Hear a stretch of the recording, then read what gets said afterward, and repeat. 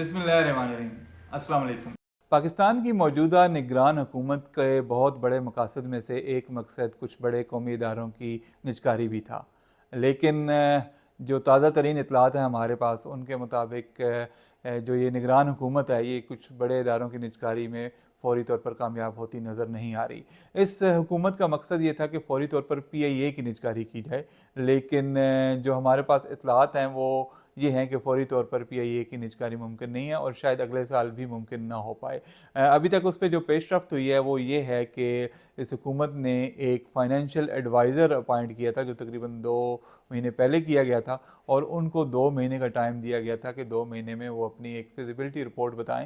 بنائیں جس میں پی آئی اے کے نقصانات کم کر کے اس کو پھر بیچنے کے لیے رکھا جائے، لیکن ہماری اطلاعات کے مطابق ابھی تک اس فائنینشیل ایڈوائزر نے اپنی رپورٹ پیش نہیں کی اور یہ جو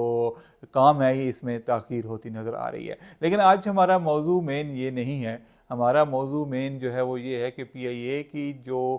پروازیں یورپ جایا کرتی تھیں 2020 سے پہلے تک، ان کی بحالی کی خبریں آ رہی تھیں۔ یہ سارا معاملہ اس وقت شروع ہوا جب پی ڈی ایم کی حکومت جو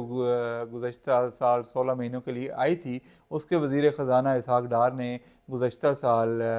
یعنی یہ جو سال ابھی گزر رہا ہے 2023، اس میں ایک دن اچانک سے اعلان کیا کہ اگست سے جو ہے پروازیں بحال ہونا شروع ہو جائیں گی پی آئی اے کی یورپ کو۔ یہ اعلان غالباً انہوں نے جون جولائی میں کیا تھا، اور اس کے بعد اگست گزر گیا، اس کے بعد سپٹمبر بھی گزر گیا، اکتوبر بھی گزر گیا، نومبر بھی گزر گیا، اور اب دسمبر بھی گزر رہا ہے، اور ابھی تک پروازیں بحال نہیں ہو سکی۔ اور یہ امکان ظاہر کیا جا رہا ہے، بلکہ ہمیں بتایا گیا ہے حکومتی حلقوں کی جانب سے کہ اگلے سال مئی سے پہلے ان پروازوں کی بحالی کا کوئی امکان نہیں ہے۔ تو اس میں طریقہ کار کچھ اس طرح ہے کہ ایک وفد آنا تھا پاکستان میں یورپین سول ایویشن اتھارٹی کا، اور ان کے جو حفاظتی امور کے ماہرین ہیں ان کا ایک وفد آنا تھا پاکستان میں، جس نے یہاں پر پی آئی اے کی سہولیات کا جائزہ لینا تھا، اور اس پہ پھر انہوں نے اپنی ایک رپورٹ مرتب کرنی تھی، اور پھر اس رپورٹ کی بنیاد پر پی آئی اے کی پروازوں کی بحالی کا فیصلہ ہونا تھا کہ وہ بحال ہوں گی یا نہیں ہوں گی۔ اور وہ جو تھا وہ گزشتہ سال اگست میں آنا تھا، اور اسی جو وزٹ ہونا تھا وہ اس وقت کا، اسی کے بنیاد پر اسحاق ڈار صاحب نے یہ بیان جاری کیا تھا کہ وزٹ کے بعد فوری طور پر پروازیں بحال ہونا شروع ہو جائیں گی۔ لیکن وہ وزٹ بعض ناگزیر وجوہات کی بنا پر اگست میں نہیں ہو سکا، جس میں کچھ لوگ یہ بھی کہتے ہیں کہ ملک کے حالات ہیں جو 9 مئی کے بعد جو حالات پیدا ہو گئے تھے، اس میں جو مختلف اداروں کی نااہلیاں ہیں وہ اس کی وجہ سے جو ملک میں امن و امان اور ایک ٹینشن کا ماحول پیدا ہو گیا تھا، اس کی وجہ سے وہ وقت اس وقت نہیں آ سکا۔ پھر وہ اس کی آمد میں تاخیر ہوتی گئی، اور وہ پھر اس مہینے یعنی کہ دسمبر کے اوائل میں وہ وفد آیا تھا۔ وہ وفد یہاں پر آیا، اس نے مختلف سہولیات کا جائزہ لیا، اور کچھ اس نے جو اپنی آبزرویشن تھی وہ نوٹ کرنی تھی وہ نوٹ کر کے واپس چلا گیا۔ توقع یہ کی جا رہی تھی کہ وہ جو ہے اپنی رپورٹ جاری کرے گا فوراً یا جلد ہی یا کچھ عرصے میں، لیکن ابھی تک کی اطلاعات کے مطابق اس جو وفد آیا تھا اس کے ماہرین نے اپنی رپورٹ جاری نہیں کی۔ اب ہمیں یہ بتایا گیا ہے کہ یہ جو آبزرویشن انہوں نے نوٹ کی ہیں اس پہ ان آبزرویشن کا وہ جائزہ لیں گے فروری میں ہونے والے ایک اجلاس کے دوران، اور اس میں پھر وہ یہ دیکھیں گے کہ جو انہوں نے یہاں پر آئے تھے اور جن سہولیات کو انہوں نے معائنہ کیا تھا کیا وہ اس قابل ہیں کہ پی آئی اے کو اجازت دی جائے کہ وہ یورپ کی طرف دوبارہ اپنی پروازیں شروع کرے۔ تو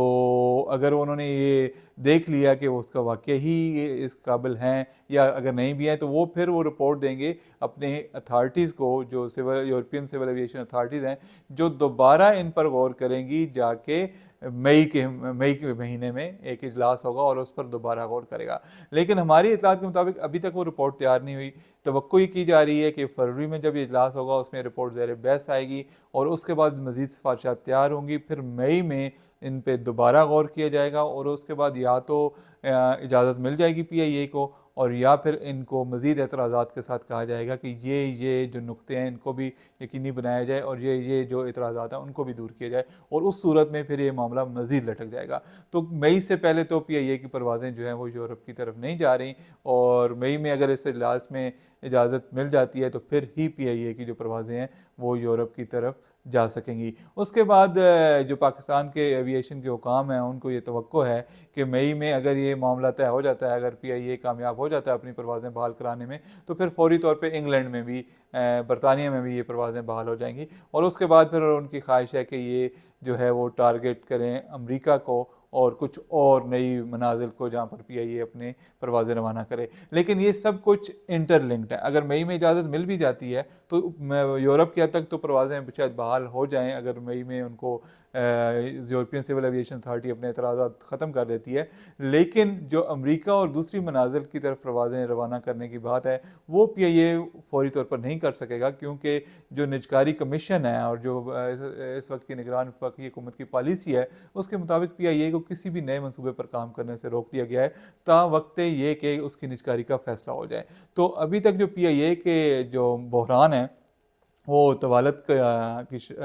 اختیار کر رہا ہے اور فوری طور پر اس کے مسائل ختم ہوتے نظر نہیں آ رہے. اس کا خسارہ بھی اربوں روپے میں ہے اور ہمیں یہ بتایا گیا کہ 10-12 ارب روپے ماہانہ کمانے کے باوجود پی آئی اے خسارے میں ہے, کیونکہ اس نے بہت سارے اداروں کے جو قرضے ہیں وہ دینے ہیں اور جب تک وہ قرضے ادا نہیں ہوں گے وہ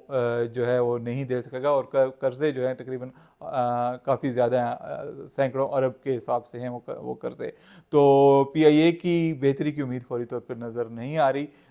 دیکھتے ہیں مئی کیسا آتا ہے, فروری کیسا آتا ہے, اگلا سال کیسا آتا ہے اور اگلی حکومت کیسے آتی ہے. کیا یہ پی آئی اے کی نجکاری ہو پائے گی, نہیں ہو پائے گی, کیا یورپ کی طرف پروازیں بحال ہوں گی, کیا مزید کچھ ان کی جو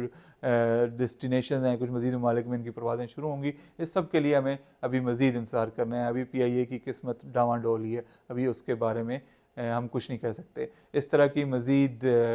خبریں حاصل کرنے کے لیے, اپڈیٹ حاصل کرنے کے لیے ہمارے ساتھ جڑے رہیں. بہت شکریہ.